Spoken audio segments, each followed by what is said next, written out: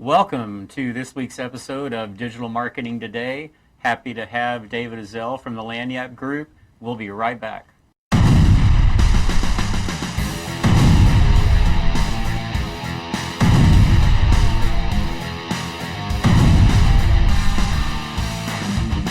And welcome back to Digital Marketing Today. Happy to have David Ezell with us today from the Lanyap Group. Branding, messaging, website experts. So happy to have a discussion with you today, hopefully to the benefit of our viewers, about what is hot in digital marketing today. Seems like it changes all the time, doesn't it? It does. So for the benefit of our viewers, please just give us a little bit of background about David Ezell. Oh, and not enough time for that. So, for sure. where are you from? I mean, what are you up to these days? Give us a little insight into the Lanyap Group. Yeah, for sure. So, originally from Louisiana. I was born in South Louisiana in Baton Rouge, but the name Lanyap is a French, South Louisiana Cajun word, and the real spelling has G's and P's and just ridiculous letters that don't need to be there. Right. So we took the phonetic spelling of Lanyap, but essentially what it means is a little something extra. It's like the encore after the show. It's going to a restaurant and a waiter bringing you a dessert and he says, "Try it. It's on the house. Working on a new recipe."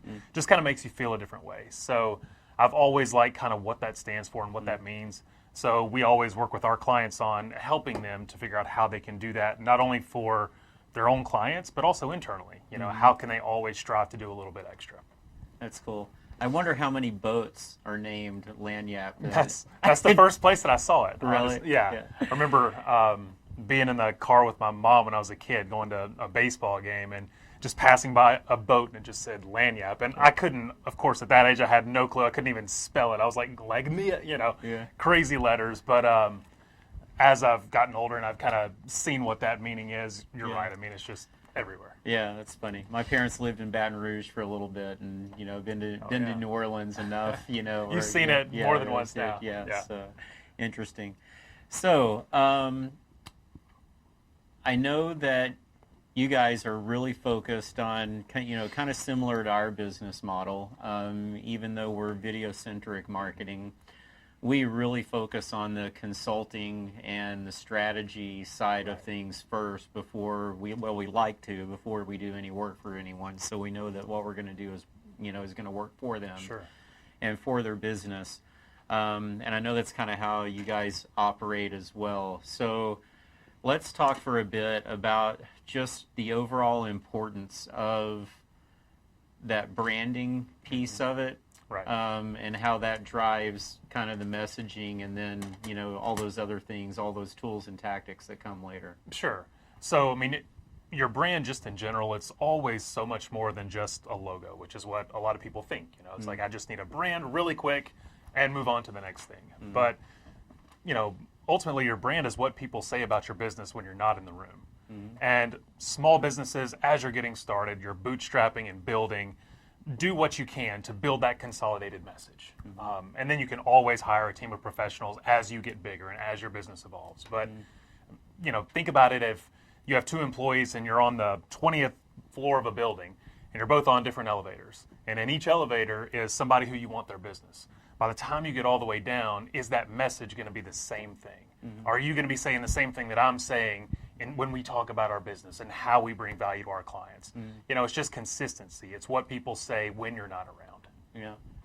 And I think some people, I know a mistake that we've seen some people make, particularly small businesses, is they work on things when they can on the marketing side because they're busy working in the business too. And sometimes, we'll put up a Facebook page because we know we need to have a business Facebook page. And then maybe they forget about it for a little while or whatever. And then they set up this, and then they set up their website. And they're not spending enough time kind of going back and reviewing some of those things and making sure those things are kind of saying the same thing and have like a concise and a consistent message as well. So do you have any kind of just, tips and, or tricks for, Sure. For those small business owners about how to stay on top of that? Yeah, absolutely. So, there are 1.5 million social channels. There are, blogs, content, all of this stuff that you can be doing when you're talking about digital marketing. But first, it's really making sure you know your customer. And I mean, know them specifically. How old are they? Where do they spend their time? What kind of products do they buy? Who do they listen to? All of that kind of stuff, because that kind of information can really help drive. My target audience is all on Pinterest and LinkedIn. They're on Facebook, but they're not making purchasing decisions from Facebook. They're making that from LinkedIn, and they're getting their content and their creative and their information from Pinterest. So that's where I need to spend the bulk of my time. It's just so much about understanding that instead of just saying, yeah, we're on Twitter. We haven't posted since July of 2017, but we're there. You're not spending any kind of time on it. So really understand your audience, take advantage of any kind of analytics when you can, figure out where people are coming to you from, any kind of retargeting, things like that can really just help you kind of get that clear and consistent message of where they're coming from. Yeah. I think it's really important because a lot of people just they follow trends, or they go to a meeting or a conference somewhere and somebody's on the stage and tell them, you need to do this, you need to do this, and Right. and so they just spin their wheels and spend a lot of time and energy and resources. And actually, for a small business owner, time is one of the most valuable resources that they have. Right. It's huge. A lot of times that, and sometimes when they do that and they don't get results, then they're like, well, that doesn't work for me. And when it may not have been exactly the right kind of tactic to use, You got it. so.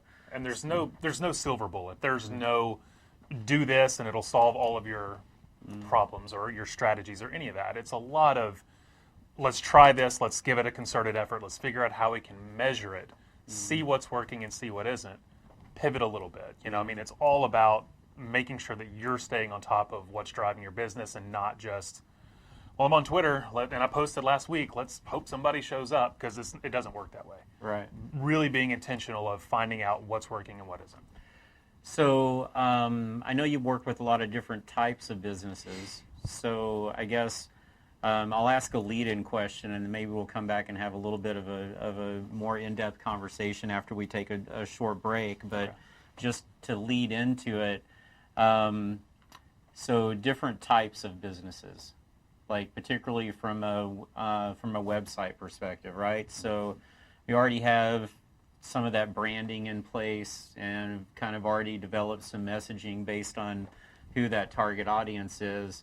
But let's say like a service-based, like direct-to-consumer service-based business versus like a business-to-business services Sure. business, right? Or we won't even necessarily touch e-commerce from now because that's like It's a whole other thing. Yeah, that's its whole animal. Yeah.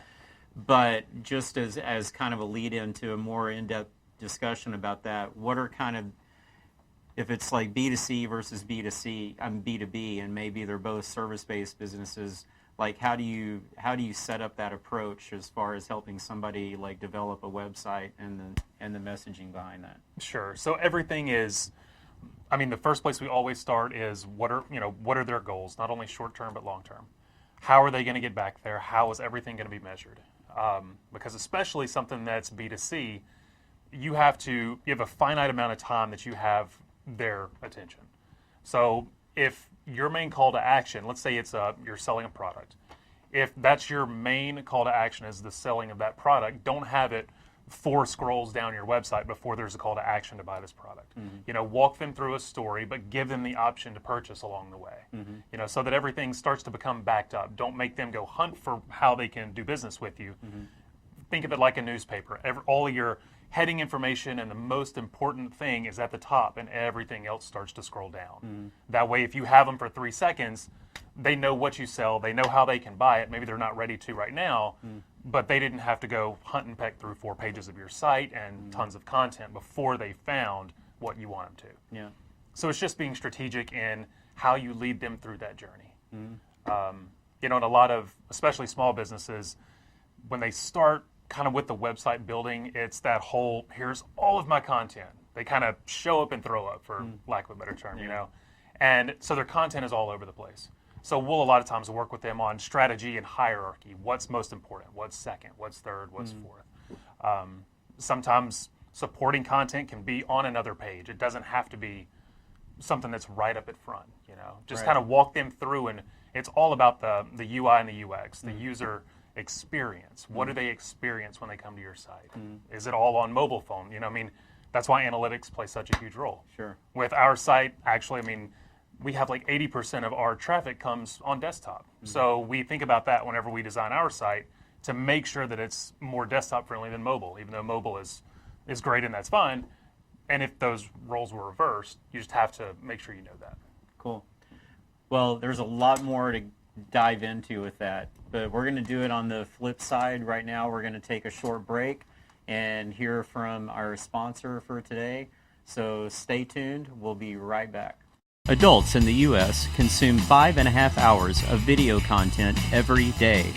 Almost 1.5 hours on digital devices. 64% of consumers say that watching a marketing video has influenced a purchasing decision. Adding video to a website landing page can increase conversion by up to 80%. Are you ready to win with video marketing? Now is your chance to learn. Easy steps to add video to your current marketing. Why a 3-tiered video content strategy is best. Best practices for live video on social media. Pros and cons of professional versus DIY video. And tips for getting better results with video.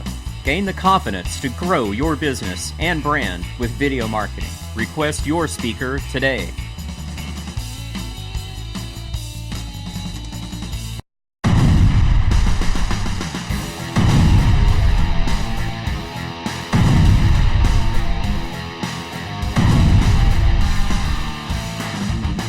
And we're back at Digital Marketing Today, here today with David Ezell from the Lanyup Group.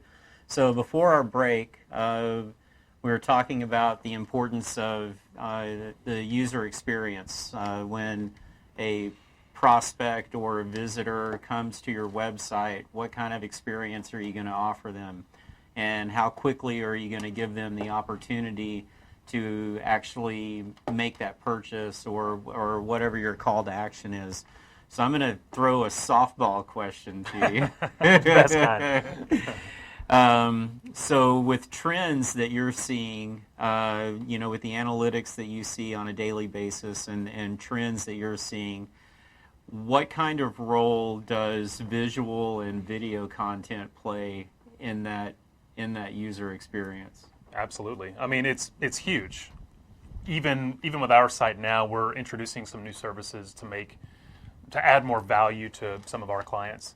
And that's the first thing that we need to do. After we've built out our new pages, we need to have some video testimonials, video content, so that people can start to engage with that. Because then if a potential client comes to our site, if they're halfway interested, they scroll down and then they see a video of somebody that is in their same position business-wise, just getting started, growing their business. And then they watch a quick 30-second video from Cheryl in New Jersey who is talking about the benefits that we made to her business. That other person is going to say, yeah, I'm in the same boat as Cheryl is. So it could go a long way in helping us to close that new business. And it is huge. Attention spans are getting smaller. Everybody knows Instagram, LinkedIn, especially like LinkedIn Live and all of that stuff now, Facebook still, they spend all their time with video. And I don't see that trend slowing down for a long time. Well, I know a guy if he needs some. Awesome. I do. So, kind of before the break, when we were focused kind of on the B2C side, like particularly if you're selling a product, giving people a chance to go ahead and make that purchase decision if they're ready, right. And if not, kind of lead them through, information until they're ready to do that. On the B2B side, I would assume that you have kind of a little bit longer cycle, and it's more about kind of like building trust, authority, and kind of building that relationship up a little bit. So how does that differ from the strategy side of it as far as the website goes? Yeah, I think with the B2B side, you have a little bit more time where you can focus more on content. on that standpoint, the sales cycle typically takes a little bit longer. Investing in white papers, downloads, ebooks, things like that, to where typically those things are at a larger price point as well as, instead of on the B2C side. So giving them content that they can really sink their teeth into. So every different step through that sales cycle, they're reading and educating themselves about your product and about your product. And you're right. It's so much more about the one-on-one relationships and making sure that those two businesses are congruent. What about as tools or tactics, like specific landing pages, like auto capture? I mean, Sure. CRM kind of back systems, things like that. How important are those things? Absolutely huge. And a lot of small business owners that we work with, especially ones that are solopreneurs, 1 or 2 people, something like that. Sometimes we'll, just in our initial conversations, we'll talk about CRMs and their eyes glaze over. And these are the same people that you'll see at networking events, and they'll leave with a stack of business cards, and they'll end up on their desk just sitting there. It's like, well, I got all of these business cards, but nobody's called me. So I mean, making sure that you've invested in the right CRM, whether it's HubSpot, Salesforce, Zoho, there are several of them. It's huge, because then that becomes your virtual Rolodex of everybody you've met. So let's say you don't follow up with somebody you met at an event. It's a month down the road. Maybe on that day, they were telling you that their son was graduating high school. Awesome. If you have CRM, you can log that in so that a month later, I'm not going to just remember that off the cuff, that their son was graduating. But if I look in my CRM and I have a date that's already set where I need to send them an email, and it says, last time I met them, they told me their son was graduating high school. Perfect. Now it just helps you to be able to kind of communicate and understand your clients and your customers, the sales process, everything. And from a landing page standpoint, I mean, that's huge as well. Giving them some gated content, something that they can sink their teeth into so that they can learn more about your business, but at the same time, you're getting their email address. So it's just all a process. And that's the biggest thing that even my business coach tells me now. It's like, plan the work and work the plan. Don't get over-invested. Don't think you have to do everything. Figure out where your people are, figure out how you can add the most value, and just work that plan. So what are some of the, particularly on the automation side, some of these CRM tools, they do have some marketing automation aspects built into them. So for instance, a small business owner that doesn't have a Salesforce budget, Sure. To spend on a monthly basis, are there a couple of tools or whatever that you really like that are good for those types of businesses? Sure. So on the social media side, things like Hootsuite are great, because you can plan out all of your content that you're going to send through all the channels, Facebook, Twitter, all of that kind of stuff. You can plan it out once, and it does it the rest of the week or the rest of the month. It just does it on its own. And then everything else, when it goes back to the CRM, we use HubSpot. And HubSpot, I mean, I'm a proponent of using anything I can find for free until it just doesn't make any sense anymore and I need to go up. Yeah. And HubSpot, you can use it right now for free up to, say, 10,000 contacts. So within HubSpot, you can not only manage your CRM, but you can also build out your own drip campaigns. So that if you send out an email and somebody clicks on a link to download something, you can set it to where 2 days later they get a follow-up email that says whatever you want. And then 5 days later, based on if they took action on that, it either does this or it does that. So there are a lot of things that you can do. Just take a little time, but if you're only doing that kind of thing and not focused on all the other things going on, you can really focus on that, and it can make you appear bigger than what you are, but also get all of that information that a team of 4 or 5 would do manually. Right. And I'm sure you could probably help somebody set all sure. that stuff up, right? Yeah, for sure. For sure. Well, we always like giving people an idea that there are, some tools out there. I mean, it's like anything else. There's a lot of things that are either free or inexpensive to start using that are applicable for a lot of people, but it's still just it takes some effort and a little bit of a learning curve to set that up if somebody's going to try to do it for themselves. Totally. As opposed to, paying somebody, Right. Who's an expert in doing those things. Right. So, and the thing is, really, it just takes some getting in there and spending time in it. Whether it's WordPress or HubSpot or any of it, you'll never figure it out in 5 minutes. Just, devote an hour. Just get in there, play around with it. You're not going to mess anything up. And just start to get familiar with it. Cool. So we're going to wrap things up here in a second, but I want to make sure that we give you an opportunity to tell people how they can get a hold of you. Absolutely. And learn more directly, about your services and what you might be able to do for them. So Sure. You want to tell everybody how to reach you? For sure. So as you'll see right now on the screen, you can check us out at thelanyapgroup.com. That's LANYAP.com. We're also on Facebook, LinkedIn, and Instagram under the same, the Lanyap Group. Okay. So you're not going to make us actually spell out the whole word to be able to find your URL. That original name was scrapped after the first week. My business coach said, okay, well, I know that your website is out there. I've searched. I can't spell it. Something's got to change. So, Right. Yeah. Luckily, I hadn't blown too much money buying a domain, and that Right. one was available, so Yeah. we went with it. Well, it's always good to have the domain It's a pleasure. in case you have a Cajun who's Oh. like looking for your, and they happen to spell it the Right, in case right? they spell Yeah. it the right Right. way. Yeah, absolutely. That's another tip. Make sure your URL is easy to see, easy That's to it. spell, right? Easy to spell, easy to say on the phone. Right. Yeah, you got it. All right, awesome. Well, thank you for being here today. pleasure. Really appreciate your time, and got thank it. you all for joining us. And join us next week on Tuesday at 2 p.m. for the next episode of Digital Marketing Today. We'll see you next time.